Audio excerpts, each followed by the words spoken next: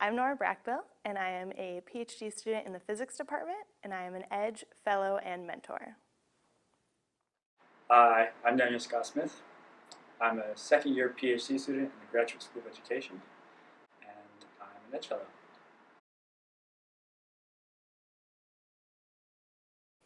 Yeah, I think everyone at Stanford has imposter syndrome. I think it would almost be strange if you didn't have it here. And then this was the first time where I really felt average academically. Yeah, everyone who was in my cohort was really intelligent, and so that was a transition for me. I had imposter syndrome the first time when I was an undergrad here at Stanford. As a graduate student, second year, so last year, the imposter syndrome persisted.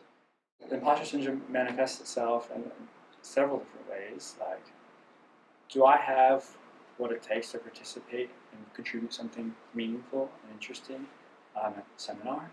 But it also manifests in kind of second guessing and suspicion that arises when you do get feedback based on your essays or performance.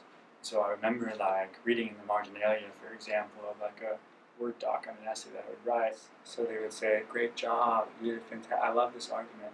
And this imposter in me would say, "Oh, they're just saying that. It's a superficial compliment. That they're just trying to grade as quickly as possible." Had they actually read the argumentation, as I have in creating it, they know that it was not a work. It was probably minus work. So that imposter syndrome kind of disrupts your sense of certainty about your performance, your ability to evaluate your performance, and your ability to trust other people's evaluations of your performance.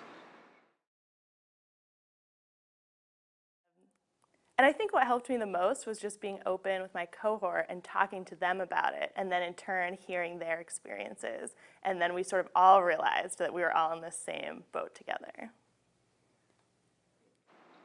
And I realized that though, throughout the course of time, the feeling of the imposter syndrome decreased. And it wasn't, some of it was intervention, some of it was deliberate, I'm going to do this. The other part was just kind of like daily life as feeling you're more or less part of this university.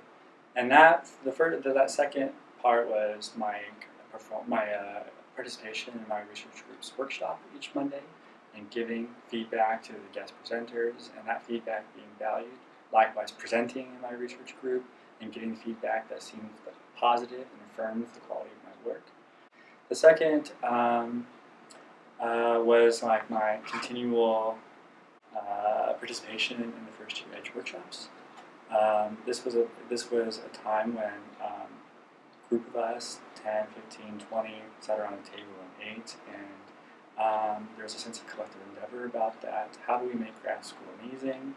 There was a sense of collective vulnerability or sharing. What about grad school makes us feel like we don't belong, and how do we cope with that? In other words, having a community outside of my department also gave me a sense of anchoring in a larger university at Stanford.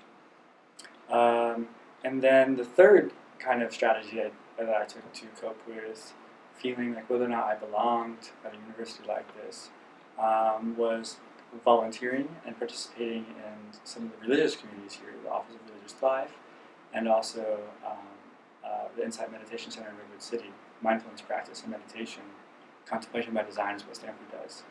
And the idea there being that I can observe this imposter's voice that's saying or doubting whether or not this marginalia is genuine, whether or not I belong in this university, and just seeing it for what it is and not necessarily believing it or not necessarily judging that judger and just saying, the imposter's there this time.